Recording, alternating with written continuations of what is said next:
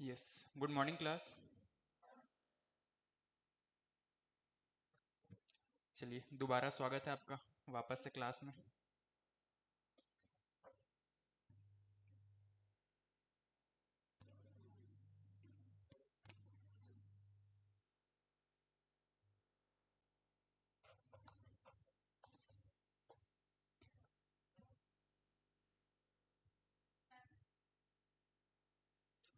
हाँ, ठीक है।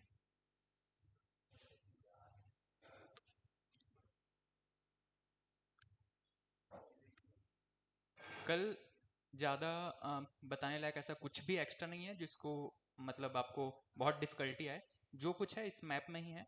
जैसे हमने डिस्कशन शुरू किया था कि भारत की भौगोलिक स्थिति क्या है, उत्तर दक्षिण पूर्व पश्चिम में इसके एक्सट्रीम पॉइंट्स क्या क्या है। जैसे सबसे उत्तर में इंदिरा इंदिरा कॉल 37.6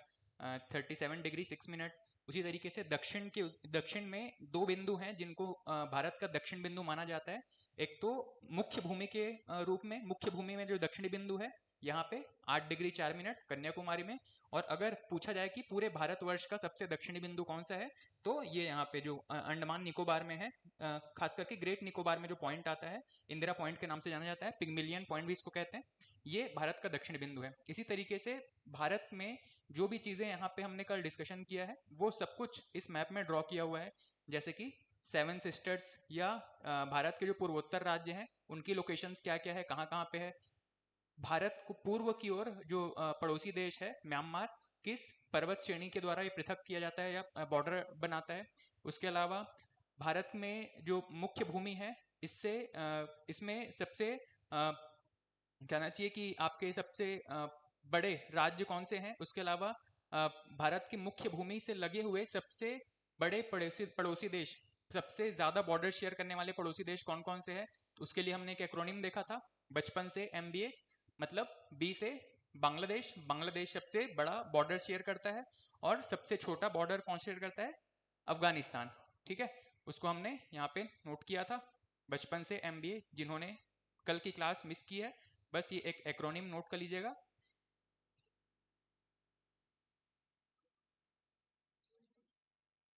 ठीक, इसको सिर्फ आप नोट कर लो।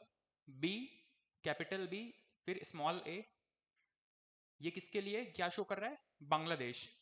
फिर capital C, small H, China.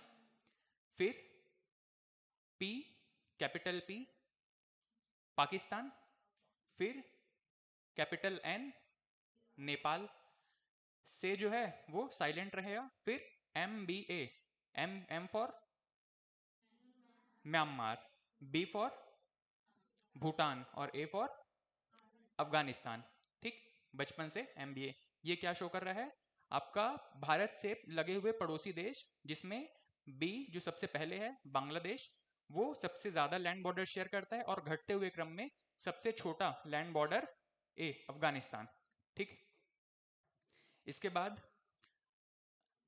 हमने थोड़ी सी जो लंबी डिस्कशन की थी वो था आपका अंडमान एंड निकोबार आइलैंड के बारे में। तो आप बताते चलिएगा जो क्लास में थे कि भारत का जो अंडमान निकोबार द्वीप समूह है ये किस तरीके की चट्टानों से बना हुआ है? टर्शियरी क्रम की चट्टानों से। इसी टर्शियरी क्रम की चट्टानों से कौन सा पर्वत निर्मित है भारत में? हिमालय पर्वत। और अगर बात की जाए भारत के पश्चिम की तरफ जो आपके लक्षद्वीप हैं, वो किस तरीके की चट्टानों से बने हुए हैं? प्रवाल प्रवाल द्वीप, प्रवाल या मूंगा चट्टानों से बने हुए हैं। ठीक, उसके बाद हमने बात किया था कि कुछ मेजर आपके अक्षांश रेखाएं हैं, जैसे 8 डिग्री, 9 डिग्री, 10 डिग्री। इसके अलावा एक डंकन पैसेज करके हमने पढ़ा था। और इसके ऊपर एक पढ़ा था हमने, कोको पैसेज करके आता है। तो बताइएगा 8 डिग्री चैनल किन दो क्षेत्रों को अलग करता है? 8 डिग्री चैनल किन दो क्षेत्रों को अलग करता है? उसके बाद में मालदीव और मालदीव और मिनिकॉय को। ठीक, मिनिकॉय किस द्वीप का हिस्सा है? किस द्वीप समूह का हिस्सा है? लक्षद्वीप समूह का हिस्सा है। ठीक, फिर 9 डिग्री चैनल किसको अलग करता है? मालदीव और लक्षद्वीप को। 10 डिग्री चैनल मतलब पूरे अंडमान निकोबार, अंडमान द्वीप समूह और निकोबार द्वीप समूह को। उसके बाद में डंकन पैसेज, अंडमान निकोबार में 4 आइलैंड थे, कौन कौन से?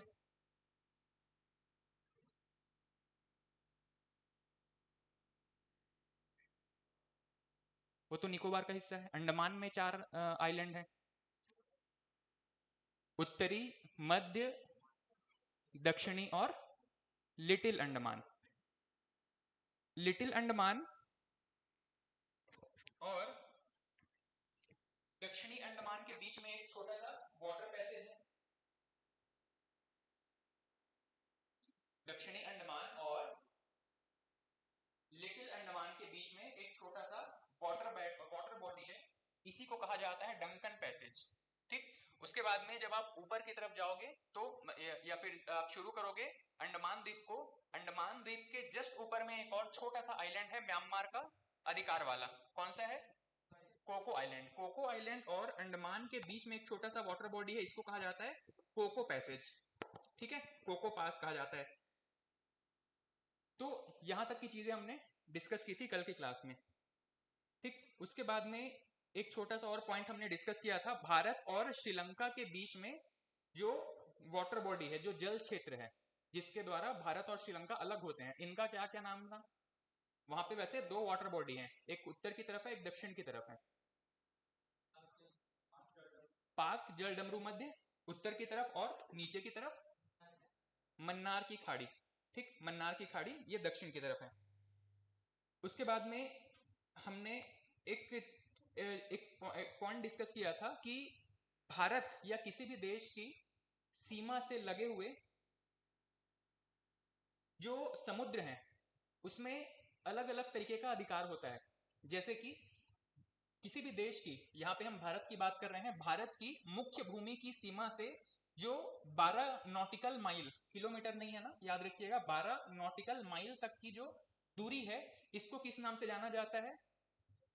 इसको कहा जाता है टेरिटोरियल सी या प्रादेशिक क्षेत्र। ठीक है, प्रादेशिक समुद्र। यहां पे वैसा ही अधिकार होता है भारत को या किसी भी देश को 12 नॉटिकल माइल तक, जैसा कि उसके मुख्य भूमि के अंदर होता है। मतलब सारी तरीके के टैक्स कलेक्ट करना और जो भी एक्टिविटीज मुख्य भूमि के अंदर हो सकती है, वही एक्टिविटीज इस 12 नॉटिकल माइल तक की दूरी के अंदर किया जा सकता है। सेकंड है 24 नॉटिकल माइल, या यूं कहें कि इस 12 नॉटिकल माइल खत्म होने के बाद में एक्स्ट्रा 12 नॉटिकल माइल तक की दूरी, इसको कहा जाता है कॉन्टिजियस जोन।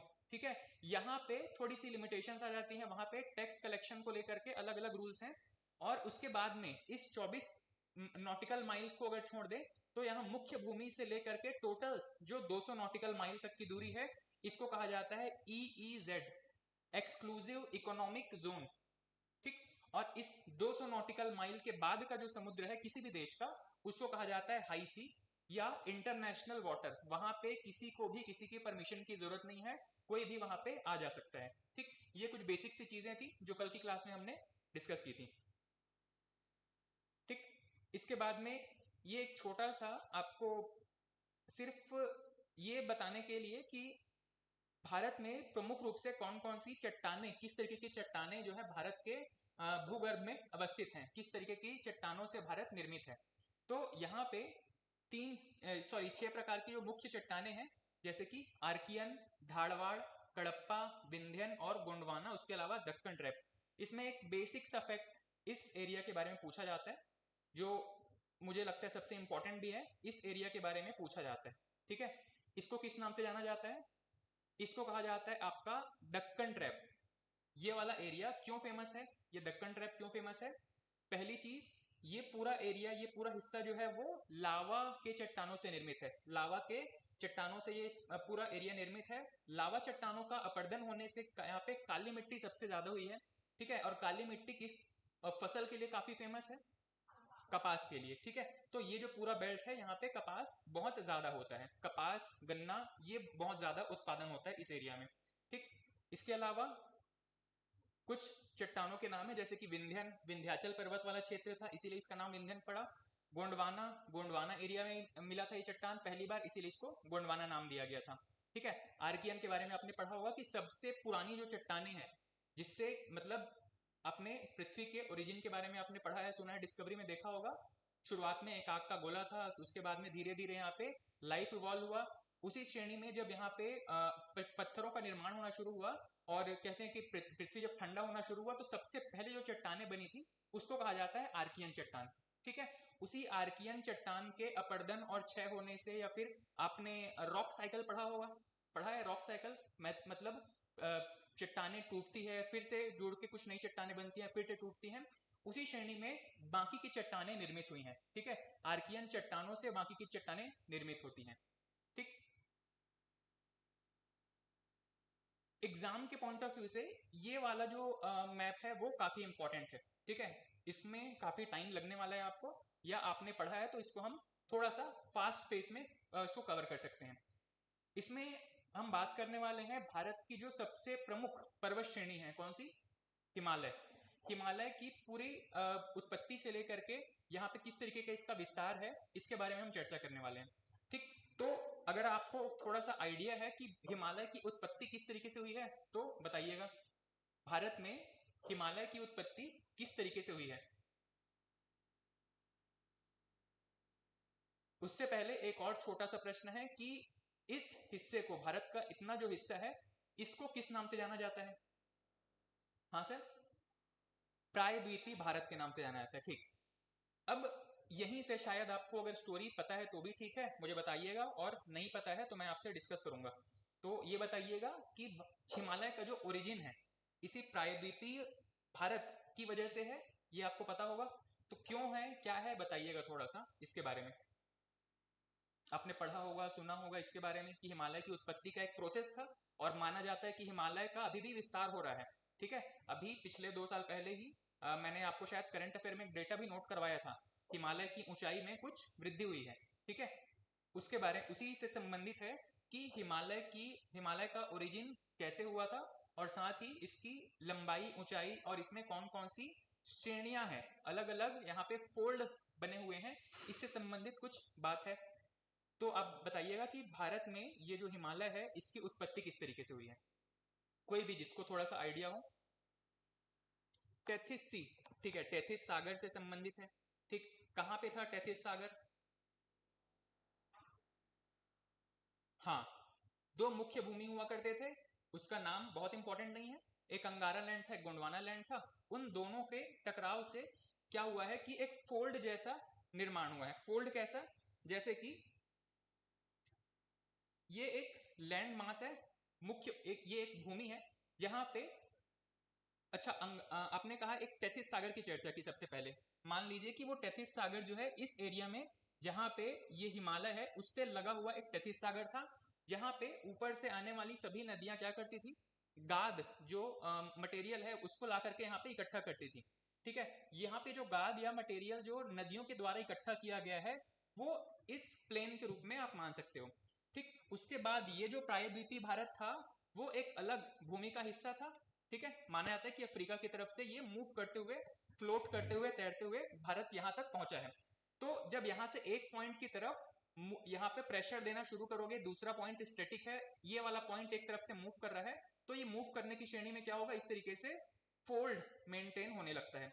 ये फोल्ड कब तक होगा? जब तक कि ये ऐसा, इसके अंदर का स्ट्रक्चर या नीचे की जो भूमि है, जो नीचे का बेस है, वो इतना मजबूत हो जाए, मजबूत ना हो कि इसके आगे और रेजिस्ट कर सके। ठीक है, तब तक ये फोल्ड मेंटेन होगा। जैसे ही एक फोल्ड यहाँ पे कंप्लीट हुआ, उसके बाद प्रेशर पड़ता ही रहा, दूसरा फोल्ड शुरू हुआ, उसके बाद में इस तरीके से यहाँ पे तीसरा फोल्ड। ठीक है, इस तरीके से फोल्ड मेंटेन होते चले गए। उसी श्रेणी में यहाँ पे भारत में जो हिमालय की जो उत्पत्ति है उसमें 3 श्रेणियां निर्मित हुई हैं। ठीक है, इस 3 श्रेणियों का क्या क्या नाम है? इन 3 श्रेणियों का सबसे पहली, ये जो सबसे उत्तर की तरफ है इसको कहा जाता है वृहद हिमालय। ठीक है, जो बीच वाली श्रेणी है इसको क्या कहा जाता है? मध्य या लघु हिमालय। और तीसरी जो श्रेणी है, जो सबसे नीचे, जो सबसे कम ऊंचाई वाली है, इसको कहा जाता है शिवालिक हिमालय। ठीक, अब इसमें सबसे पहला आप एक और चीज देख रहे हो, ट्रांस हिमालय या पार हिमालय। ये किस तरीके की पर्वत है? ये जो पर्वत है ये जम्मू कश्मीर से चीन के कुछ हिस्से तक, यहाँ पे तिब्बत वाले हिस्से तक इसका विस्तार है। इसको ट्रांस हिमालय या पार हिमालय कहा जाता है। ये हिमालय के भी उस पार है, इसीलिए इसको ट्रांस हिमालय या पार हिमालय कहा जाता है। ठीक, इसमें भी मुख्य रूप से तीन श्रेणियां हैं। आपने इसको भी पढ़ा होगा कि ट्रांस हिमालय तीन मुख्य श्रेणियों से बना हुआ है। कौन कौन सी? सबसे उत्तर, अगर उत्तर से दक्षिण की ओर हम चलें तो सबसे पहले है काराकोरम, उसके नीचे लद्दाख और उसके नीचे जास्कर श्रेणी। काराकोरम, लद्दाख और जास्कर श्रेणी। अब अगर आपको पूछा जाए, जैसे कि एग्जाम में एक बार पूछा भी गया था कि इन श्रेणियों को उत्तर से दक्षिण की तरफ जमाइए, तो सबसे पहले आएगा आपका काराकोरम, फिर लद्दाख, फिर जास्कर, फिर वृहद हिमालय, फिर मध्य हिमालय, फिर शिवालिक हिमालय। ठीक है, ये इसका पूरा एक नॉर्थ से साउथ की तरफ सीक्वेंस था। उसके बाद में हिमालय की अगर विस्तार की बात करें तो भारत के उत्तर में एक पॉइंट है जिसको कहा जाता है नंगा पर्वत।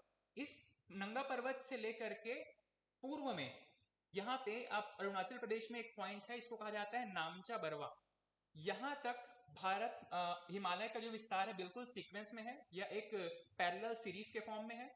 उसके बाद यहाँ पे अरुणाचल प्रदेश या नामचा बरवा में जैसे ही ये पॉइंट आता है, उसके बाद में ये पूरा फोल्ड, जो हिमालय की जो तीनों श्रेणियां हैं, वो एक साउथ की तरफ, दक्षिण की तरफ एक कर्व ले लेती हैं, एक मोड़ लेती हैं, और ये सीधा म्यांमार की तरफ बॉर्डर बनाते हुए दक्षिण की ओर चली जाती हैं। और जैसे कि मैंने डिस्कस किया था, दक्षिण में इसका विस्तार कहां तक है?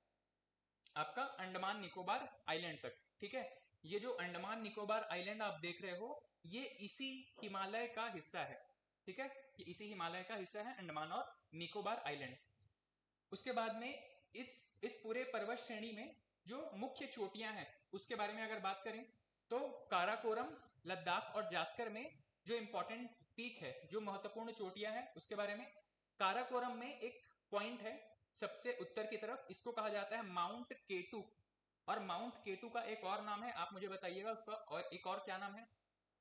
Godwin Austen. माउंट केटू या गॉडविन ऑस्टिन किस श्रेणी पर स्थित है? तो काराकोरम श्रेणी पर। उसके बाद में लद्दाख श्रेणी और सबसे नीचे है जास्कर श्रेणी। उसके बाद में ये जो मुख्य पर्वत है या बृहद हिमालय है, इसमें सबसे महत्वपूर्ण चोटियां हैं। जैसे कि आपका सबसे इंपॉर्टेंट कौन सा है, जो विश्व की सबसे ऊंची चोटी? Mount Everest. माउंट एवरेस्ट कहां पर लोकेटेड है? तो इसी बृहद हिमालय में लोकेटेड है। ठीक, इसके अलावा माउंट एवरेस्ट बहुत फेमस है। इसके अलावा जो प्रमुख चोटियां हैं, जैसे कि एक प्रश्न पूछा जाए अगर कि भारत में स्थित सबसे ऊंची चोटी कौन सी है? केटू। ठीक, केटू क्यों? वैसे तो ये आपका पाक ऑक्यूपाइड कश्मीर में आता है, इसको भी हमने कल डिस्कस किया था। पाक ऑक्यूपाइड कश्मीर क्या है? भारत में आजादी के बाद पाकिस्तान की तरफ से अलग से लैंड कैप्चर करने के लिए उन्होंने आक्रमण किया था वहां की कुछ जनजातियों ने। इसी श्रेणी में ये जो एरिया है और इसके अलावा ये वाला एरिया, ये पाकिस्तान ने कैप्चर किया था। ये वाला एरिया पाकिस्तान अभी भी ऑक्यूपाई करके रखा हुआ है, पाकिस्तान के पास में है। ये वाला जो एरिया है इसको कहा जाता है अक्साई चीन, जो कि पाकिस्तान ने चीन को दे दिया था। ठीक है, पाकिस्तान ने चाइना को ये लैंड दे दिया है, इसको कहा जाता है अक्साई चीन। ये वाला एरिया है आपका पाक ऑक्यूपाइड कश्मीर। इसी पाक ऑक्यूपाइड कश्मीर में अगर देखा जाए तो आपका जो माउंट गॉडविन गॉडविन ऑस्टिन या माउंट केटू है, ये लोकेटेड है। तो क्योंकि भारत इसको अपना क्षेत्र भी मानता है, इसीलिए ये माउंट केटू भारत की सबसे ऊंची चोटी है। अगर माउंट केटू ऑप्शन में न दिया गया हो तो सबसे ऊंची चोटी कौन सी कहेंगे? ये वाला कंचनजंगा। इसका लोकेशन कहां पे है? इसका लोकेशन भी बड़ा स्ट्रेटेजिक है। ये नेपाल, ये कौन सा स्टेट हो गया? सिक्किम और चीन के लगभग बीच में है। ठीक है, नेपाल और सिक्किम में इसका जो ज्यादातर हिस्सा आता है। ये कंचनजंगा जो है वो सिक्किम में लगा हुआ है, इसीलिए इसको भारत की सबसे ऊंची चोटी कहा जाता है अगर माउंट केटू ऑप्शन में न दिया गया हो। ठीक, इसके अलावा कुछ प्रमुख चोटियों की बात करें तो एवरेस्ट के बाद में यहाँ पे है कंचनजंगा, उसके बाद में है मकालू, उसके बाद में धौलागिरी, अन्नपूर्णा। ये कुछ प्रमुख चोटियां हैं इस बृहद हिमालय के अंदर। ठीक है, बृहद हिमालय, इसमें सबसे महत्वपूर्ण चोटियां कौन कौन सी है? एवरेस्ट, उसके अलावा कंचनजंगा। ठीक, कंचनजंगा भारत में स्थित सबसे ऊंची चोटी है। उसके बाद में जो सेकंड श्रेणी है मध्य हिमालय, मध्य हिमालय या लघु हिमालय, जो कि बृहद हिमालय और शिवालिक हिमालय के ठीक बीच में स्थित है। इसमें ये एक कंटिन्यूअस फॉर्म ना हो करके टुकड़ों में बटा हुआ है, इसको अलग अलग नाम से जाना जाता है अलग अलग स्टेट में। जैसे कि जम्मू कश्मीर में जितना हिस्सा आता है उसको कहा जाता है पीर पंजाल। उसके अलावा हिमाचल में जितना हिस्सा आता है उसको कहा जाता है धौलाधर। ये कौन सा स्टेट हो गया? उत्तराखंड में जो हिस्सा आता है इसको कहा जाता है मसूरी। उसके बाद नेपाल में जो हिस्सा आता है उसको नागटिब्बा और महाभारत श्रेणी के नाम से जाना जाता है। ठीक, ये कुछ प्रमुख चोटियां हैं आपके लघु हिमालय में। उसके बाद में शिवालिक हिमालय में बहुत महत्वपूर्ण चोटियां नहीं है। यहाँ पे एक छोटा सा करेक्शन है, अगर जब आप इसको ड्रॉ कर रहे होंगे या इसको पढ़ेंगे तो यहाँ पे ध्यान दीजिएगा। ये जो तीन चार महत्वपूर्ण चोटियां हैं आपने इसके बारे में पढ़ा होगा पहले ही। डफला, मेरी, अबोर और मिश्मी। ये वैसे मैंने ड्रॉ करते टाइम इसको शिवालिक हिमालय में ड्रॉ किया है, लेकिन एक्चुअली में ये लघु हिमालय या मध्य हिमालय में आता है। ठीक है, डफला, मेरी, अबोर और मिश्मी, इसके बारे में आपसे से ज्यादा इतना पूछा जाएगा कि ये किस राज्य में स्थित है। किस राज्य में दिखाई दे रही है डफला, मेरी, अबोर और मिश्मी? अरुणाचल प्रदेश में स्थित है। ठीक, अरुणाचल प्रदेश में जो चार महत्वपूर्ण जनजातियां हैं उनके नाम पर ये पर्वतों के नाम है, डफला, मेरी और अबोर और मिश्मी। इसके अलावा अगर यहाँ पे कुछ नदियों की बात करें, वैसे नदियों वाला एक प्रॉपर चैप्टर है आगे। नदियों में जो सबसे महत्वपूर्ण नदी है सिंधु नदी, उसका ओरिजिन यहाँ पे तिब्बत के पठार से होता है। एक प्रश्न ये पूछा गया था कि तिब्बत आपका जो सिंधु नदी है वो किन दो पर्वतों के बीच से होकर के गुजरता है? इसका लोकेशन जैसे कि आप देख पा रहे हो यहाँ पे, ये यहाँ पे तिब्बत के पठार से शुरू हुआ इसका ओरिजिन विस्तार, और यहाँ पे बताइएगा कि ये किन दो पर्वत श्रेणियों के बीच से होकर के गुजर रहा है। ट्रांस हिमालय या पार हिमालय में जो तीन पर्वत श्रेणियां हैं उनमें से किस दो पर्वत श्रेणी के बीच से होकर गुजर रही है? अगर आपको प्रॉपर पीछे तक विजिबल है तो देखिएगा, ये आपका कौन सा पर्वत था? काराकोरम सेकंड, लद्दाख तीसरा था, जास्कर। काराकोरम और लद्दाख के बीच से भी एक पर्वत आपका एक नदी निकलती है। ठीक है, उसके अलावा काराकोरम और लद्दाख के बीच में जो नदी निकलती है इसको कहा जाता है श्योक नदी।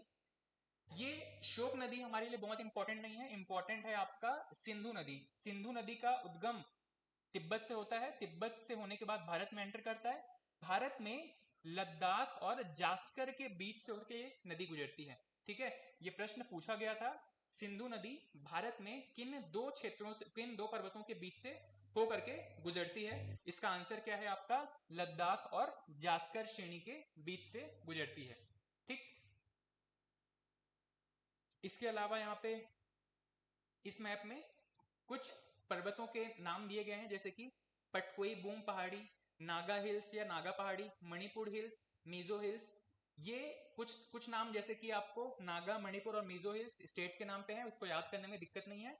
पटकोई बूम ये याद रखिएगा अरुणाचल प्रदेश में स्थित है। ठीक, इसके अलावा अराकान योमा ये हमने डिस्कस किया था। ये आपका नामचा बरवा के बाद में जो हिमालय का विस्तार है, जो कि आपका पूर्वी भारत और आपके म्यांमार, इन दोनों देशों के बीच की सीमा बनाता है। भारत और म्यांमार के बीच की जो सीमा बनाता है इसको इसको जाना जाता है अराकान योमा के नाम से। ठीक,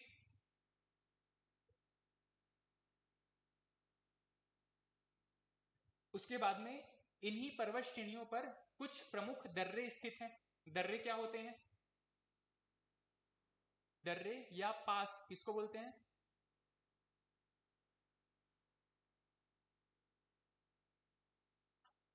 हाँ, दो पर्वतों के बीच से जो प्राकृतिक मार्ग बना होता है आवाजाही के लिए या आवागमन के लिए, इसको कहा जाता है पास या दर्रा। ठीक, यहाँ पे आपको पूछा जाता है कि कौन सा दर्रा किस पर्वत में स्थित है, किस राज्य में स्थित है। ठीक है, तो किसी दर्रे को लेकर के ये दो मेजर इंफॉर्मेशन है, इसको याद रखेंगे कि कौन सा दर्रा किस राज्य में स्थित है, किस पर्वत श्रेणी पर स्थित है। शुरू करें अगर तो यहाँ पे जैसे कि हमने डिस्कस किया था कि सबसे पहले यहाँ पे ट्रांस हिमालय में सबसे ऊपर जो पर्वत श्रेणी है इसको कहा जाता है काराकोरम। काराकोरम पर ही एक दर्रा है जिसको कहा जाता है काराकोरम दर्रा। उसके बाद में काराकोरम के बाद में लद्दाख, लद्दाख श्रेणी पर एक दर्रा है जिसको कहा जाता है खारदुंग ला। तिब्बत में ला इस वर्ड का मतलब होता है दर्रा, ठीक है। ला का मतलब होता है पास। जहां जहां पे ला लिखा हुआ है इसको इसको इसका मतलब है कि दर्रा या पास। ये ला वर्ड जो है वो तिब्बत में दर्रे के लिए यूज किया जाता है। तो लद्दाख श्रेणी में जो पास है, जो दर्रा, इसको कहा जाता है खारदुंग ला। उसके अलावा जास्कर श्रेणी में दो तीन महत्वपूर्ण है, बुर्जिल दर्रा, जोजिला दर्रा और बारलाचा दर्रा। उसके बाद में आपका जो मुख्य हिमालय था उसमें कुछ प्रमुख दर्रे हैं, जैसे कि उत्तराखंड में जो प्रमुख दर्रे हैं इसमें है मुनिंगला, मानला और नीतिला। इसके अलावा लिपुलेख। ये जो चार दर्रे हैं भारत से चीन के ओर आपको ट्रांसपोर्टेशन के लिए रास्ता प्रोवाइड करते हैं। मुनिंगला, मानाला, नीतिला और लिपुला, ये सभी जो है कहाँ पे हैं? उत्तराखंड में लोकेटेड हैं। उसके बाद में अगर बात करें मध्य हिमालय की, तो मध्य हिमालय लघु हिमालय या जो मध्य हिमालय है इसमें अलग अलग श्रेणियों पर अलग अलग नाम से है, जैसे कि पीर पंजाल। ये जो पूरी श्रेणी है इसमें मुख्य रूप से पीर पंजाल दर्रा है, इसके अलावा बनिहाल दर्रा है। पीर पंजाल और बनिहाल कहां पर है? जम्मू कश्मीर में लोकेटेड है। उसके बाद में जैसे ही आप सिक्किम में आओगे, सिक्किम में बृहद हिमालय में दो महत्वपूर्ण दर्रे हैं, एक है नाथुला और एक है जेलेपला। नाथुला और जेलेपला दोनों सिक्किम में है। चीन और सिक्किम के बीच ये ट्रांसपोर्टेशन के लिए रास्ता प्रोवाइड करते हैं। उसके बाद में अरुणाचल प्रदेश में आप एंटर करोगे तो यहाँ पे जो कुछ प्रमुख दर्रे हैं, जैसे कि यांग्याप दर्रा, इसके अलावा कांगरी कारकोल दर्रा। उसके बाद में भारत और म्यांमार की सीमा के बीच में, जो कि अरुणाचल प्रदेश और म्यांमार की सीमा कहें, यहाँ पे एक जो दर्रा है उसको कहा जाता है यांग्याप दर्रा। उसके अलावा पांगसाट दर्रा, फिर पटकोई बूम हिल्स में जो दर्रे हैं इसमें है लिखा पानी दर्रा। उसके बाद में जैसे ही नीचे आते जाओगे आप अलग अलग स्टेट में, जैसे कि नागालैंड के बाद में यहाँ पे है आपका मणिपुर में जो सबसे महत्वपूर्ण दर्रा है इसको कहा जाता है तुजू दर्रा, ठीक है। ये कुछ प्रमुख दर्रे हैं जो कि आपको इसी पूरे मैप में स्पॉट किए गए हैं, लोकेटेड हैं। इसको आप 2-4 बार देखेंगे, रिवाइज करेंगे। इसको याद रखिएगा कि कौन सा दर्रा खास करके किस राज्य में और किस पर्वत श्रेणी के बीच में स्थित है, ठीक। उसके बाद में इस पूरे आपके पर्वत श्रेणी को, इस पूरे पर्वत श्रेणी को, जैसे कहने का मतलब है ये जो हिमालय है, हिमालय को नदियों के आधार पर भी अलग अलग पार्ट में बांटा जाता है, विभाजित किया जाता है। जैसे कि ये यहाँ पे पूछा गया है आपको कि नेपाल हिमालय किन दो नदियों के बीच में है, कुमाऊं हिमालय किन दो नदियों के बीच में है। तो पहले नदियों का लोकेशन देख लीजिए, उसके बाद में आपको ये स्पॉट याद करने में आसानी होगी। सबसे पहले हमने बात किया था सिंधु नदी के बारे में। सिंधु नदी किन दो पर्वतों के बीच से होकर के गुजरती है? तो लद्दाख और जास्कर के बीच से। यहाँ पे सिंधु नदी का ओरिजिन हुआ, लद्दाख से होकर के ये फिर पाकिस्तान में चली गई, ठीक। उसके बाद में एक प्रमुख नदी है सतलुज नदी। सतलुज नदी ये भी तिब्बत में इसका ओरिजिन है। उसके बाद में हिमाचल प्रदेश और पंजाब से होते हुए ये पाकिस्तान में चली गई। इन दोनों के बीच में जितना भी हिस्सा आता है हिमालय का, चाहे वो बृहद हिमालय हो, मध्य हिमालय हो या फिर शिवालिक हिमालय हो, यहाँ पे जितना भी हिस्सा आता है हिमालय का, इसको किस नाम से जाना जाता है? इसको कहा जाता है कश्मीर हिमालय या पंजाब हिमालय। पूछा जाए कि कश्मीर हिमालय या पंजाब हिमालय किन नदियों के बीच में है? सिंधु और सतलुज नदी के बीच में। ये जो पूरा हिमालय का हिस्सा है इसको कहा जाता है आपका पंजाब हिमालय या कश्मीर हिमालय, ठीक। सेकंड है सतलुज नदी। सतलुज नदी जो कि तिब्बत से ओरिजिन हुआ, हिमाचल प्रदेश पंजाब से होकर के पाकिस्तान में चला गया। उसके अलावा एक रिवर है काली नदी। काली नदी को लेकर के नेपाल और भारत के बीच में विवाद रहता है। काली नदी, इसका जो ओरिजिन है नेपाल के आसपास है, ठीक। इसी काली नदी और सतलुज नदी के बीच में हिमालय का जितना भी हिस्सा आता है इसको कहा जाता है कुमाऊं हिमालय। पूछा जाए कि कुमाऊं हिमालय किन दो नदियों के बीच में स्थित है? तो सतलुज और काली नदी के बीच में स्थित है। तीसरा है नेपाल हिमालय। ये जो पूरा हिस्सा नेपाल में आता है इसको कहा जाता है नेपाल हिमालय, बृहद हिमालय, लघु हिमालय और शिवालिक हिमालय। इन तीनों श्रेणियों में से जो भी हिस्सा नेपाल में आता है, खास करके इस काली नदी से लेकर के यहाँ पे एक रिवर है तीस्ता नदी। तीस्ता नदी का उद्गम कहाँ पे है? ये कौन सा स्टेट था? सिक्किम। सिक्किम में जो तीस्ता नदी है, सिक्किम में जो तीस्ता रिवर है, इन दोनों के बीच में, काली नदी और तीस्ता नदी के बीच में जितना भी हिस्सा आता है हिमालय का, इसको कहा जाता है नेपाल हिमालय। और चौथा है आपका असम हिमालय। तीस्ता नदी और ब्रह्मपुत्र नदी, ब्रह्मपुत्र नदी को भी अलग अलग क्षेत्रों में अलग अलग नाम से जाना जाता है। भारत में इसको हम ब्रह्मपुत्र नदी कहेंगे। भारत में ये जो तीस्ता नदी है और ब्रह्मपुत्र नदी है, इसके बीच में जितना भी हिमालय का हिस्सा आ रहा है, बृहद, लघु या शिवालिक, इन तीनों में से जितना भी हिस्सा भारत में आ रहा है इन दो नदियों के बीच में, इसको कहा जाता है आपका असम हिमालय। ठीक, तीस्ता और ब्रह्मपुत्र नदी के बीच में। ब्रह्मपुत्र नदी के बारे में दो तीन बात याद रखिएगा। इसका उद्गम कहां से होता है? तिब्बत में। तिब्बत में इसका ओरिजिन है। ठीक, तिब्बत में इसको किस नाम से जाना जाता है? सांगपो नदी के नाम से जाना जाता है। जैसे ही ये भारत में एंटर करता है, भारत में एक दर्रा है, एक जगह है दिहांग दर्रा। दिहांग दर्रे से एंटर करने की वजह से इसको दिहांग नदी कहा जाता है अरुणाचल प्रदेश में। उसके बाद में अरुणाचल प्रदेश से जैसे ही ये आगे असम में एंटर करता है, इसका नाम पड़ जाता है ब्रह्मपुत्र नदी। ठीक, और फिर आगे ये ब्रह्मपुत्र नदी के नाम से ही आपका मेघालय और बांग्लादेश में होते हुए कहां पे चला जाता है? ये कौन सा हिस्सा है आपका? बे ऑफ बंगाल, बंगाल की खाड़ी में विसर्जित हो जाता है। ठीक, तो ब्रह्मपुत्र नदी के क्या क्या नाम है? सबसे पहले है सांगपो तिब्बत में। अरुणाचल प्रदेश में क्या नाम से जाना जाता है? दिहांग नदी के नाम से। क्यों? दिहांग दर्रे से ये एंटर करता है इसीलिए। उसके बाद में जैसे ये असम में एंटर करता है, इसका नाम क्या हो जाता है? ब्रह्मपुत्र नदी। और ब्रह्मपुत्र के बाद में ये उसी नाम से आपका मेघालय और यहाँ पे बांग्लादेश में होते हुए सीधा आपके बंगाल की खाड़ी की ओर चला जाता है। ठीक, नेक्स्ट है इंपॉर्टेंट रिवर्स के बारे में, कुछ महत्वपूर्ण नदियों के बारे में है। भारत में जो पूरा रिवर सिस्टम है, इसको हम मुख्य रूप से दो भागों में बांट सकते हैं। एक है उत्तर भारत की नदियां और दूसरा है प्रायद्वीपीय भारत की नदियां। ठीक है, उत्तर भारत की नदियां कहने का मतलब है ये यहाँ पे जितना भी हिस्सा आप देख रहे हो, खास करके मध्य प्रदेश तक, इसको हम रखते हैं उत्तर भारत की नदियों के अंदर। उसके बाद में जो भी मध्य प्रदेश के नीचे का जितना भी हिस्सा है तमिलनाडु तक, यहाँ पे जितने भी नदियां हैं इनको कहा जाता है प्रायद्वीपीय भारत की नदियां।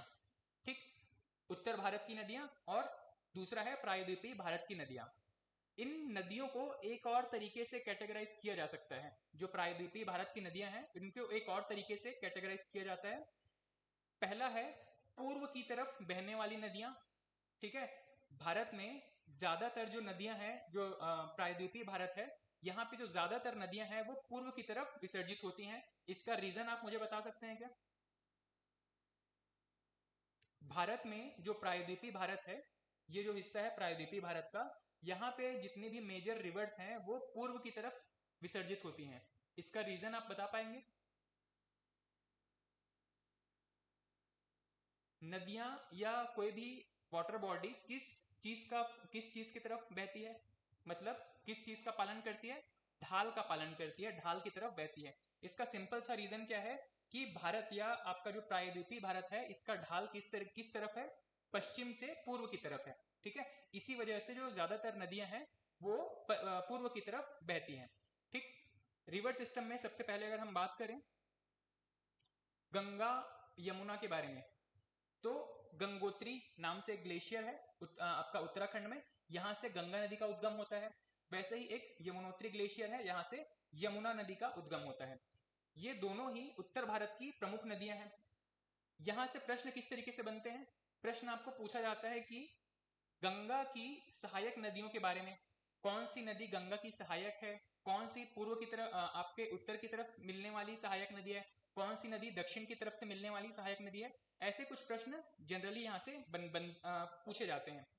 अगर गंगा नदी की बात करें तो इसकी जो प्रमुख सहायक नदी है सबसे इंपॉर्टेंट ट्रिब्यूटरी जो है वो यमुना नदी है। इसके अलावा गंगा की ये जो पूरी रिवर सिस्टम है, इसमें यमुना की कुछ सहायक नदियां हो जाती हैं जो कि आगे चल के गंगा में विसर्जित होती हैं, जैसे कि बनास, चंबल, बेतवा, यहाँ पे कुछ और नदी है, केन, सोन, इसके अलावा एक नदी है टोंस। ये सभी जो है वो गंगा की सहायक नदी है, लेकिन इससे पहले ये यमुना की सहायक नदी बनती है। कौन कौन सी? बनास, चंबल, बेतवा, केन, टोंस, ये सभी जो है वो यमुना की सहायक नदी है। इसके अलावा सोन नदी जो है वो सीधे ही गंगा की सहायक नदी है। ठीक, गंगा की सहायक नदी होने के बाद में ये सभी नदियां आपके बिहार से होते हुए पश्चिम बंगाल से होकर के आपके बांग्लादेश में चली जाती हैं, और बांग्लादेश में ये एक अलग नाम से जानी जाती हैं। इस नदी को कहा जाता है पद्मा नदी। ठीक है, ये जो गंगा नदी है वो बांग्लादेश में जाने के बाद में इसको कहा जाता है पद्मा नदी, और पद्मा नदी के नाम से ये विसर्जित हो जाती है आपके बंगाल की खाड़ी में। ठीक, अगर गंगा और यमुना के बाद में अगर हम बात करें तो मध्य प्रदेश और उससे नीचे कुछ प्रमुख नदियां हैं, जैसे कि छत्तीसगढ़ और मध्य प्रदेश के बीच में एक प्रमुख पर्वत चोटी है अमरकंटक के नाम से। यहां से एक प्रमुख नदी निकलती है, किस नाम से? नर्मदा नदी के नाम से। नर्मदा नदी के ऊपर में एक पर्वत श्रेणी है, इसको कहा जाता है विंध्याचल पर्वत। विंध्याचल पर्वत के ऊपर में एक और नदी है, इसको कहते हैं माही नदी। ये शायद यहाँ पे ड्रॉ नहीं किया गया है। विंध्याचल पर्वत के ऊपर में एक और नदी निकलती है, इसको कहा जाता है माही नदी। अब इसका एक सीक्वेंस आपको याद रखना चाहिए। सबसे ऊपर में है, यहाँ पे एक नदी निकलती है, इसको कहा जाता है माही नदी। उसके नीचे है विंध्याचल पर्वत, उसके नीचे है नर्मदा नदी, उसके नीचे आ जाता है आपका सतपुड़ा पर्वत, और फिर उसके नीचे आ जाता है आपका तापी नदी। तो उत्तर से दक्षिण की तरफ रिपीट करेंगे 2-3 बार इसको याद करने के लिए। ठीक है, सबसे उत्तर में माही नदी, उसके बाद में विंध्याचल, उसके नीचे नर्मदा नदी, फिर उसके नीचे सतपुड़ा पर्वत, फिर उसके नीचे तापी नदी। ये 5-6 आपके जो लोकेशंस है ये एक सीक्वेंस में है, इसको याद रखिएगा। ठीक है, फिर से बताइएगा, सबसे उत्तर में कौन सा है? माही नदी, उसके नीचे विंध्याचल पर्वत, उसके नीचे नर्मदा नदी, फिर सतपुड़ा पर्वत, फिर तापी नदी। अब ये बताइएगा कि नर्मदा नदी किन दो पर्वत श्रेणियों के बीच में बहती है? विंध्याचल और सतपुड़ा पर्वत के बीच में। ठीक, उसके बाद में तापी नदी के बाद में यहाँ पे कुछ प्रमुख नदियां हैं, जैसे कि गोदावरी। गोदावरी नदी कहां से ओरिजिनेट होती है? महाराष्ट्र में एक लोकेशन है, महाराष्ट्र में एक पॉइंट है जिसको कहा जाता है महाबलेश्वर। ठीक है, यहां से इसका ओरिजिन होता है गोदावरी नदी का। और गोदावरी नदी जो है वो छत्तीसगढ़ के साथ, छत्तीसगढ़ की आपके सीमा रेखा बनाते हुए, छत्तीसगढ़ और ये कौन सा स्टेट है?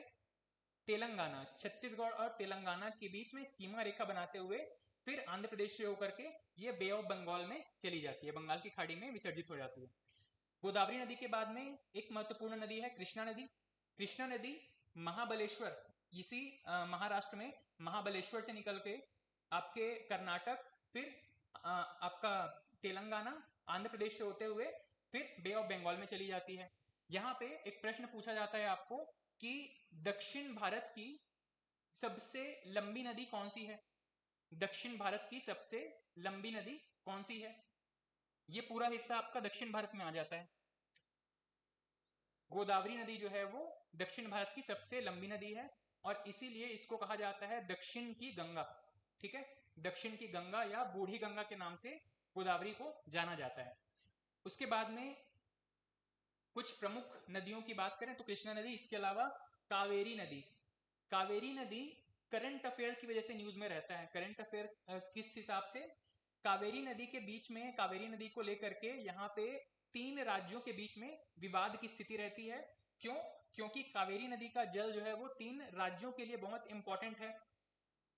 इसमें कौन कौन से राज्य शामिल हैं इसके जल विवाद को इसके जल के बंटवारे को लेकर के? तो सबसे पहले जहां से ओरिजिनेट हो रहा है कौन सा? कर्नाटक। उसके बाद में ये कौन सा? तमिलनाडु। तमिलनाडु और कर्नाटक से नीचे लगा हुआ एक और राज्य है, कौन सा? केरल। इन तीनों के बीच में कावेरी नदी के जल को लेकर के विवाद की स्थिति रहती है कि कौन सा राज्य कितना इसका जल यूज करेगा।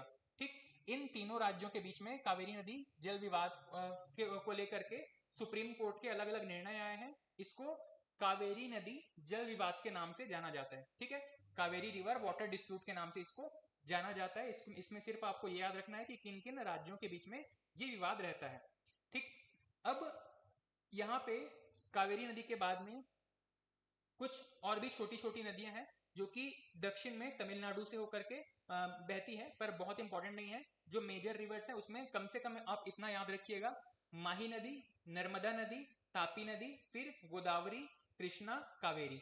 इतनी कुछ प्रमुख नदियां हैं जो कि आपको याद रखनी है। महानदी के बारे में आपने ज्यादातर डिटेल छत्तीसगढ़ में पढ़ा हुआ है। इसमें 2-3 महत्वपूर्ण प्रश्न बनते हैं। छत्तीसगढ़ की सबसे बड़ी नदी कौन सी है? छत्तीसगढ़ में बहने वाली सबसे बड़ी नदी कौन सी है? ठीक है, उसके बाद में महानदी पर जो कुछ डैम बने हुए हैं उसके बारे में, कौन से डैम है? हीराकुंड कहां पर लोकेटेड है?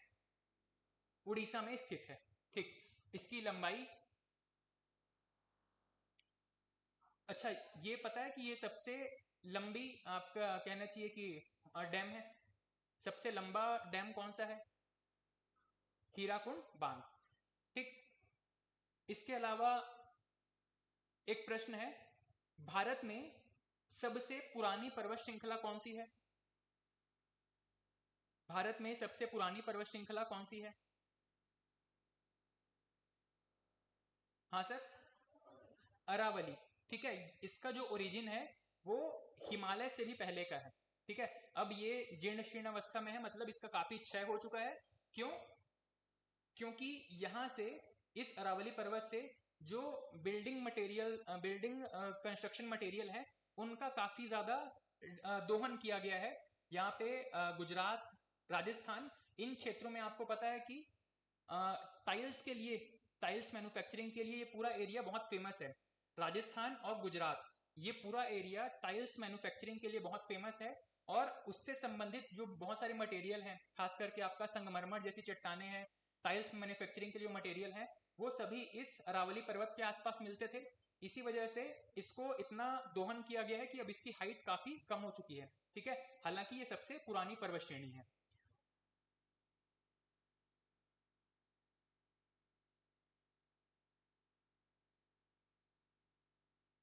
ठीक, अब एक और इंपॉर्टेंट पॉइंट आता है आपका मैपिंग में, ज्योग्राफी के अंदर, पूर्वी घाट और पश्चिमी घाट के नाम से।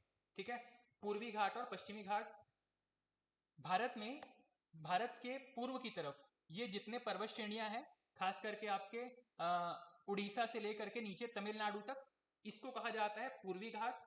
और उसी प्रकार यहाँ पे महाराष्ट्र से लेकर के तमिलनाडु तक जो एक कंटिन्यूअस पर्वत श्रेणी है, इसको कहा जाता है पश्चिमी घाट। ठीक, ये है आपका पूर्वी घाट, ये है आपके पश्चिमी घाट का हिस्सा। पश्चिमी घाट में कुछ लोकेशंस बहुत इंपॉर्टेंट है, जैसे कि दर्रे। पश्चिमी घाट में जो इंपॉर्टेंट दर्रे हैं इसको याद करिएगा, याद रखिएगा, यहां से प्रश्न पूछे गए हैं। जैसे कि ये यहाँ पे एक जो प्रमुख दर्रा है, किस नाम से जाना जाता है इसको?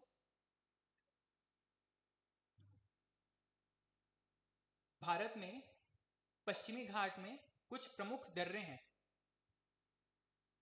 चलिए मैं आपको नाम याद दिलाता हूं, आप उसको बताइएगा कि कहां कहां पे हैं। थाल घाट, घोर घाट, ये नाम आपने सुना है? थाल घाट, घोर घाट, कौन सा कहां पे लोकेटेड है? थाल घाट, घोर घाट कहां कहां पे लोकेटेड है? महाराष्ट्र में ये जो दो दर्रे आप देख रहे हो, थाल घाट दर्रा और घोर घाट दर्रा, ये आपके इसी पश्चिमी घाट का हिस्सा है। ठीक है, उसके अलावा जैसे ही आप नीचे आते जाओगे, यहाँ पे कुछ और प्रमुख दर्रे दिखाई दे रहे हैं। ठीक है, इसको कहा जाता है पाल घाट या पलक्कड़ गैप। ठीक, ये कहाँ पे लोकेटेड है? केरल और तमिलनाडु के बीच में। दर्रों का हमने यूज पढ़ा है, दो स्थानों के बीच में कनेक्टिविटी प्रोवाइड करता है। दो पहाड़ों के बीच में जो प्राकृतिक मार्ग होता है उसको दर्रा कहा जाता है। ठीक है, यहाँ पे जो थाल घाट दर्रा है और घोर घाट दर्रा है, ये महाराष्ट्र को बाकी के स्टेट से जोड़ने के लिए यहाँ पे वाटर, आपके रेलवे और नेशनल हाईवे यहाँ से गुजरते हैं। उसके अलावा ये जो पालघाट दर्रा है जो कि केरल और तमिलनाडु के बीच में है, यहाँ से भी इंपॉर्टेंट रोड्स गुजरते हैं। ठीक, अब इस पश्चिमी घाट में कुछ प्रमुख पर्वत चोटियां हैं जिनके बारे में पूछा जाता है। ये एक लोकेशन जो आप देख रहे हो महाराष्ट्र के अंदर, इसका नाम है कालसूबाई पर्वत। उसके नीचे एक पर्वत श्रेणी है, इसको कहा जाता है महाबलेश्वर। महाबलेश्वर से आपका कृष्णा नदी का उद्गम होता है। ठीक, ये जो कालसूबाई है इसके बारे में एक फैक्ट याद रखिएगा कि पश्चिमी घाट की महाराष्ट्र में स्थित सबसे ऊंची चोटी है कौन सी? कालसूबाई। उसके बाद अगर ऊंची चोटियों की बात करें तो वेस्टर्न घाट में कर्नाटक में कुछ प्रमुख पर्वत चोटियां हैं। उसमें सबसे पहला है कुद्रेमुख पर्वत श्रेणी, उसके अलावा ब्रह्मगिरी पर्वत श्रेणी।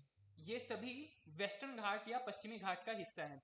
जो सबसे स्ट्रेटेजिक लोकेशन है या नेचुरल हैबिटेट के दृष्टिकोण से, पर्यावरण की दृष्टि से इंपॉर्टेंट है, वो ये वाला लोकेशन है। ठीक, यहां से आपके सीजीपीएससी में भी प्रश्न पूछे गए हैं। प्रश्न पूछा गया था कि यहां पे एक प्रश्न पूछा गया था कि दक्षिण भारत में सबसे ऊंची पर्वत चोटी कौन सी है? ठीक है, या सॉरी, प्रश्न इस तरीके से था, नीलगिरी पर्वत की सबसे ऊंची पर्वत श्रेणी कौन सी है? नीलगिरी पर्वत की सबसे ऊंची पर्वत चोटी कौन सी है?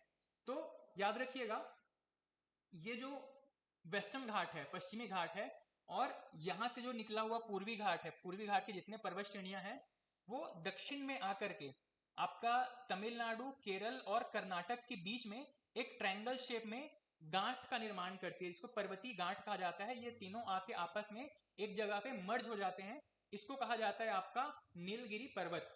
ठीक है, कौन कौन से?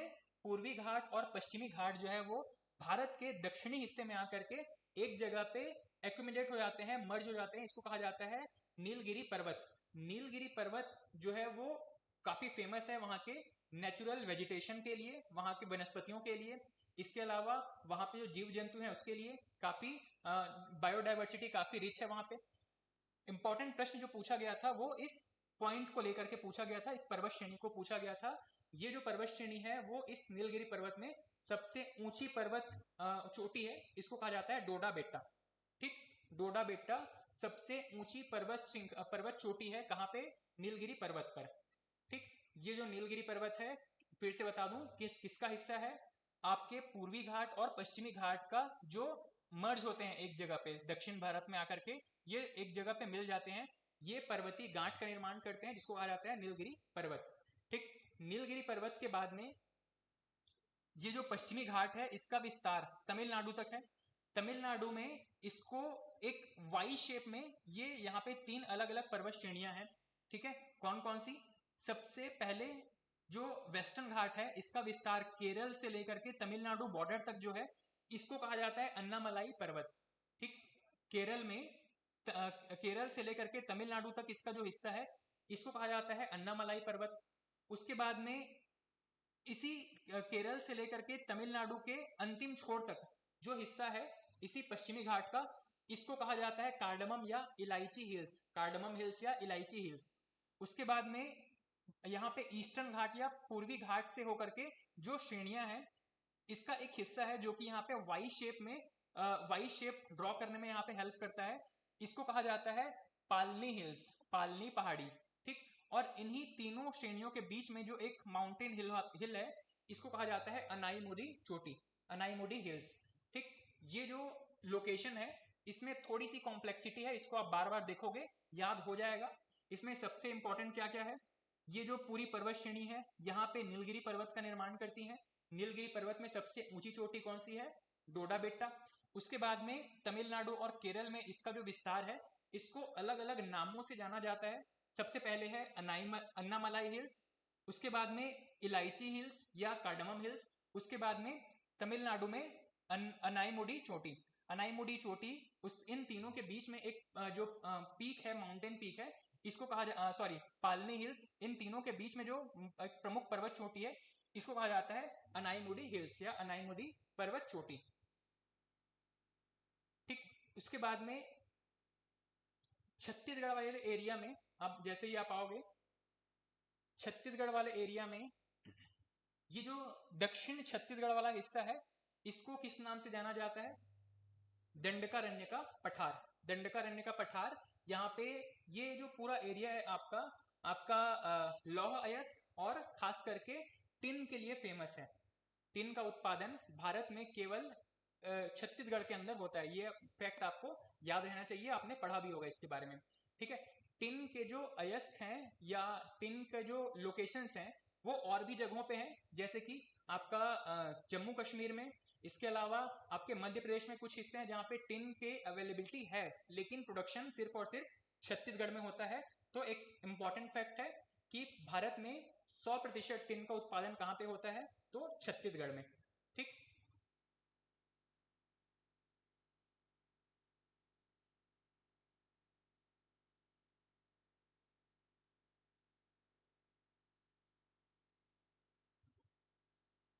अच्छा, यहाँ पे आपने जितनी भी नदियों के बारे में बात किया, ये आपका गोदावरी, कृष्णा, कावेरी, ये सभी जैसे कि आप देख रहे हो कि पूर्व की तरफ बह रही हैं। ठीक है, इनका ढलान जो है पूर्व की तरफ है। जो छोटी छोटी नदियां हैं, कुछ प्रमुख छोटी छोटी नदियां हैं जो कि पश्चिम की तरफ बहती हैं। इनका सिर्फ एक बार आप सीक्वेंस में नाम याद रखिएगा, कौन सी ऐसी नदियां हैं प्रायद्वीपीय भारत में जो कि पश्चिम की तरफ बहती हैं। ठीक। ये कुछ नदियों के नाम हैं। गोवा से बहने वाली एक नदी है मांडवी और जुआरी नदी। उसके बाद में कर्नाटक से कुछ नदियां हैं, शरावती, गंगा वैली। उसके बाद में केरल से दो नदियां प्रमुख है, भरतपुरजा और पेरियार रिवर। ये पश्चिम की तरफ बहने वाली नदियां हैं। इसमें सिर्फ एक फैक्ट आप ये याद रखिएगा कि इनमें से कौन सी नदी है जो कि पश्चिम की तरफ बहती है। पश्चिम की तरफ बहने का रीजन क्या है? ये जो वेस्टर्न घाट हमने देखा था, पश्चिमी घाट हमने देखा था, यहां से इसका ओरिजिन इस तरीके से है कि ये पूर्व की तरफ न बह के पश्चिम की तरफ बहती है, और पश्चिम की तरफ एकदम खड़ी ढाल मिलती है इनको, और उसी ढाल से होकर के ये सीधे आपका अरब सागर की तरफ चली जाती हैं। ठीक है, इनका जो लेंथ है बहुत कम होता है। क्यों? क्योंकि यहाँ पे स्पेस बहुत कम है इनको बहने के लिए। उसके बाद सीधा ये पूरा वाटर बॉडी अरब सागर वाला हिस्सा शुरू हो जाता है, तो वहां पे जाकर के ये मिल जाती हैं। ठीक है, तो ये जो 5-6 नाम है इसको याद रखिएगा, पश्चिम की तरफ बहने वाली नदियों के रूप में।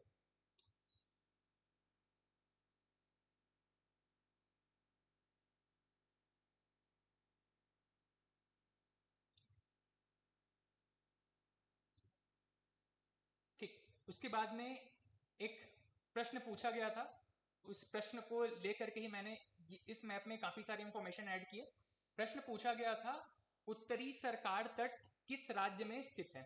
उत्तरी सरकार तट किस राज्य में स्थित है? आपके पीएससी या व्यापम में एक प्रश्न पूछा गया था, किसी एक वर्ष में ये पूछा गया था, उत्तरी सरकार तट किस राज्य में स्थित है। ठीक। इसका आंसर आपको अभी तो यहाँ पे मिल जाएगा। कौन से राज्य में है? ये कौन सा राज्य है? आंध्र प्रदेश। आंध्र प्रदेश में ये तट या कोस्टल एरिया लोकेटेड है। ठीक। ऐसे ही अलग अलग राज्यों में जो तट हैं, समुद्र से लगे हुए जो तट हैं, उनको अलग अलग नामों से जाना जाता है। उसको बस आप एक बार यहाँ पे मेमोराइज कर लो, याद कर लो। अगर बात करें हम पश्चिम की तरफ से, भारत में पश्चिम की तरफ से अगर शुरुआत करें, तो ये जो तट है महाराष्ट्र से लेकर के गोवा तक का, महाराष्ट्र से लेकर के ये जो पूरा गोवा तक का जितना भी एरिया है, इसको कहा जाता है कोंकण तट। महाराष्ट्र से ऊपर थोड़ी सी और इसको अगर शामिल करें, तो गोवा के दक्षिणी हिस्से से लेकर के ये गोवा के उत्तरी हिस्से तक का जो पूरा एरिया है, इसको कहा जाता है कोंकण तट। ठीक। कोंकण तट के बाद जैसे ही ये गोवा से लेकर के पूरे कर्नाटक तक का हिस्सा है, इसको कहा जाता है कन्नड़ तट। ठीक है, इसको कहा जाता है कन्नड़ तट। कन्नड़ तट के बाद में जो नीचे का हिस्सा है कर्नाटक से लेकर के पूरा केरल और तमिलनाडु तक का, इसको कहा जाता है मालाबार तट। ठीक। मालाबार तट कहते हैं केरल से लगा हुआ जो पूरा कोस्टल एरिया है, समुद्री तट है, इसको कहा जाता है मालाबार तट। फिर तमिलनाडु में चलें, तमिलनाडु में जो भी कोस्टल एरिया है, समुद्र से लगा हुआ जितना भी एरिया है, इसको कहा जाता है कोरोमंडल तट। ये जो पूरा हिस्सा है इसको कहा जाता है कोरोमंडल तट। उसके बाद में आपका आंध्र प्रदेश। आंध्र प्रदेश में जितना भी हिस्सा समुद्री तट से लगा हुआ है, इसको कहा जाता है उत्तरी सरकार तट। उत्तरी सरकार तट। उसके ऊपर में जो उड़ीसा से लगा हुआ जो हिस्सा है, इसको कहा जाता है उत्कल तट। ठीक। अब इसमें से कुछ नाम आपको ऐसे ही याद हो जाएंगे वहां पे लोकेशन के हिसाब से, जैसे कि उत्कल आपको पता है उड़ीसा में है, जैसे कि कोंकण, आपको पता है कोंकणी भाषा के नाम से है, वहां पे कोंकणी भाषा खास करके महाराष्ट्र और गोवा के तटीय क्षेत्र में बोली जाती है, तो ये कोंकण तट आपको याद रह जाएगा। उत्कल तट आपको याद रह जाएगा। कन्नड़ तट आपको याद रह जाएगा, कर्नाटक में स्थित है। जो दो तीन नाम है जहां पे कंफ्यूजन हो सकता है, मालाबार तट और कोरोमंडल तट, इनको विशेष रूप से याद रखिएगा, इसको ध्यान रखिएगा। कोरोमंडल तट पूर्व की तरफ है, तमिलनाडु में स्थित है, जबकि मालाबार तट आपका केरल वाले क्षेत्र में, केरल वाले लोकेशन में पड़ता है। ठीक, उसके अलावा हमने बात किया था इस एरिया के बारे में, ये एक पॉइंट बड़ा स्ट्रेटेजिक लोकेशन था, इसको हमने कल की क्लास में डिस्कस भी किया था। पुलिकट लेक, पुलिकट लेक किन दो राज्यों के बीच में है? आंध्र प्रदेश और तमिलनाडु के बीच में। पुलिकट लेक क्यों फेमस है? श्रीहरिकोटा, श्रीहरिकोटा में क्या है? सतीश धवन अंतरिक्ष केंद्र, ठीक है, जहां से मिसाइल्स का और सैटेलाइट को, मिसाइल्स और सैटेलाइट को लॉन्च किया जाता है, आपका सतीश धवन अंतरिक्ष केंद्र। ठीक, पुलिकट लेक के बारे में ये दो तीन चीजें याद रखिएगा, कौन कौन से राज्यों के बीच में स्थित है, तो आंध्र प्रदेश और तमिलनाडु के बीच में।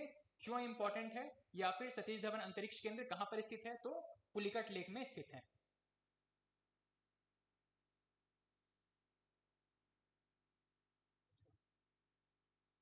ठीक, ये कुछ मेजर इंफॉर्मेशन थे आपको। अच्छा, एक और चीज आप मुझे ये बताइएगा कि जब आपने प्लेन्स या मैदानों के बारे में पढ़ा है, तो उसमें आपने दो तीन वर्ड पढ़े होंगे।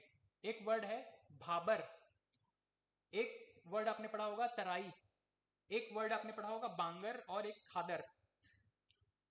भाबर, तराई, बांगर और खादर, ये क्या क्या है और किन क्षेत्रों में इनका विस्तार होता है? भाबर, तराई, बांगर और खादर। भाबर, तराई, बांगर और खादर।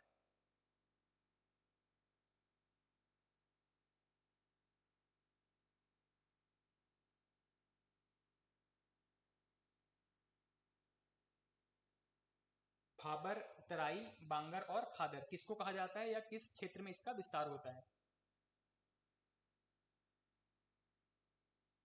हाँ सर, कहाँ पे? पहाड़ी क्षेत्रों में? हर तरीके के पहाड़ी क्षेत्रों में है क्या?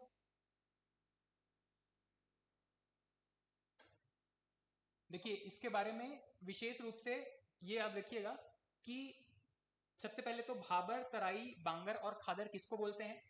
भाबर एक ऐसा क्षेत्र है जहां पे पर्वतों से जो गिरकर, पर्वतों से लुढ़क कर जो बड़े बड़े चट्टान नीचे गिर जाते हैं, उस एरिया को, उस क्षेत्र में जब पानी वहां से रिसता है, तो उन बड़े बड़े चट्टानों के बीच से होकर के वहां पे पानी गुजर जाता है। ठीक है, ऐसे क्षेत्र को, ऐसे बड़े बड़े पत्थर जहां पे गिरे हुए हैं पहाड़ों से, उस क्षेत्र को कहा जाता है भाबर क्षेत्र। ठीक, भाबर के बाद में एक एरिया आता है, इसको कहा जाता है तराई क्षेत्र।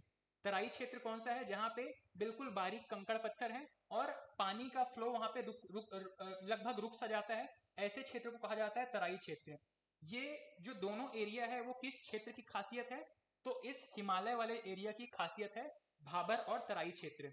तराई क्षेत्र में जो महत्वपूर्ण आपके प्रदेश आते हैं, उनमें सबसे पहले है आपका उत्तर प्रदेश, उत्तराखंड और उत्तर प्रदेश भारत में भाबर और तराई वाले क्षेत्रों में शामिल है।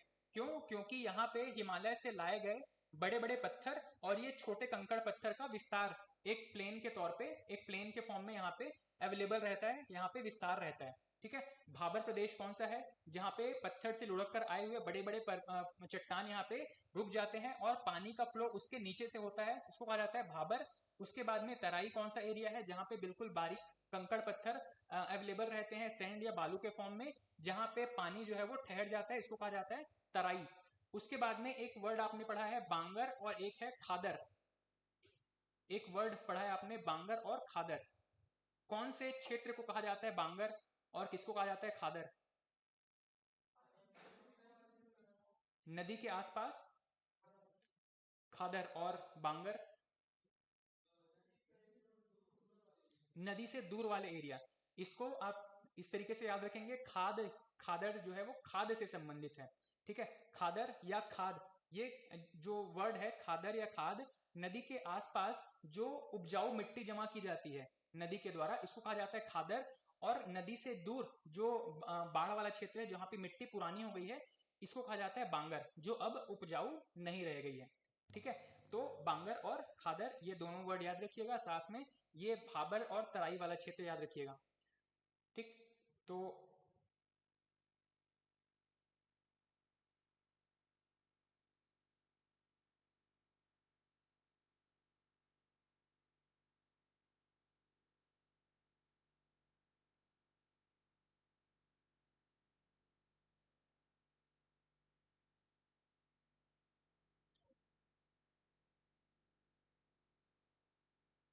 ठीक, बस कुछ 5 मिनट, कुछ छोटे छोटे प्रश्न हैं जिसके जवाब मुझे लगता है आपको पता होंगे, तो आप बस इसके जवाब देते चलिएगा और उसके बाद आपकी क्लास फिनिश करते हैं अपन। सबसे पहले है पाक जल संधि। पाक जल संधि किन दो देशों के बीच में स्थित है? भारत और श्रीलंका। भारत और श्रीलंका के बीच में उत्तर की तरफ या दक्षिण की तरफ? उत्तर की तरफ। दक्षिण में जो वाटर बॉडीज को क्या कहा जाता है? मन्नार की खाड़ी। ठीक। 10 डिग्री चैनल किन दो लोकेशंस को अलग करता है? 10 डिग्री चैनल अंडमान और निकोबार। और अंडमान में जो दक्षिणी अंडमान है और लिटिल अंडमान है, इसके बीच में? दक्षिणी अंडमान और लिटिल अंडमान के बीच में? हाँ सर, 9 डिग्री या डंकन पैसेज? 9 डिग्री चैनल किसके बीच में फिर? लक्षद्वीप और मालदीव के बीच में। अभी सुबह आपने सही बताया था, अब गलत बता रहे हो।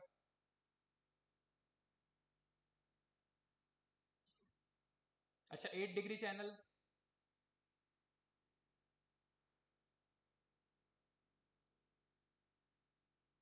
सुबह आप लगता है कि सो उठ के बढ़िया फ्रेश होके आए थे और क्लास में बैठे बैठे आपको अब नींद आने लग गया, तो आप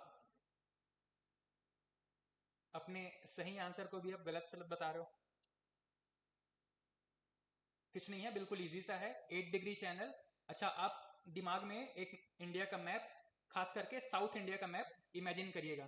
ठीक है, भारत में एक ट्रायंगल शेप में, वी शेप में एक मैप ड्रॉ करिए। उसके बाद में भारत के पश्चिम की तरफ आपको सबसे पहले मिलेगा आपका लक्षद्वीप। लक्षद्वीप के नीचे के हिस्से में आपको मिलेगा मिनिकॉय आइलैंड, जो कि मिनिकॉय आइलैंड लक्षद्वीप का हिस्सा है। उसके नीचे आपको मिलेगा मालदीव वाला हिस्सा। ठीक है, तो अब दिमाग में उसको याद करिए कि मालदीव और मिनिकॉय आइलैंड के बीच है 8 डिग्री चैनल। फिर मिनिकॉय आइलैंड और लक्षद्वीप का जो मुख्य हिस्सा है उसके बीच में कौन सा है? 9 डिग्री चैनल। फिर पूर्व की तरफ आ जाएंगे, पूर्व की तरफ आपको आपका अंडमान और निकोबार आइलैंड मिलेगा। अंडमान और निकोबार को अलग करने वाला जो लाइन है इसको कहा जाए 10 डिग्री चैनल। 10 डिग्री चैनल हो गया। उसके बाद में जो अंडमान आइलैंड है उसमें 4 मेजर आइलैंड है, कौन कौन से? उत्तरी, मध्य, दक्षिणी और लिटिल। लिटिल और जो दक्षिणी अंडमान है, इन दोनों के बीच एक छोटा सा वाटर बॉडी है, इसको कहा गया डंकन पैसेज। फिर जैसे ही आप अंडमान आइलैंड में, उत्तरी अंडमान और उसके ऊपर एक आइलैंड है Coco channel, sorry Coco island, इन दोनों के बीच में जो लोकेशन है इसको कहा गया कोको चैनल। ठीक है, तो आज की क्लास में अपन इतना रखते हैं और नेक्स्ट क्लास हो सकता है नवीन सर कंटिन्यू करेंगे कुछ नए टॉपिक के साथ में। ठीक, चलिए, थैंक यू।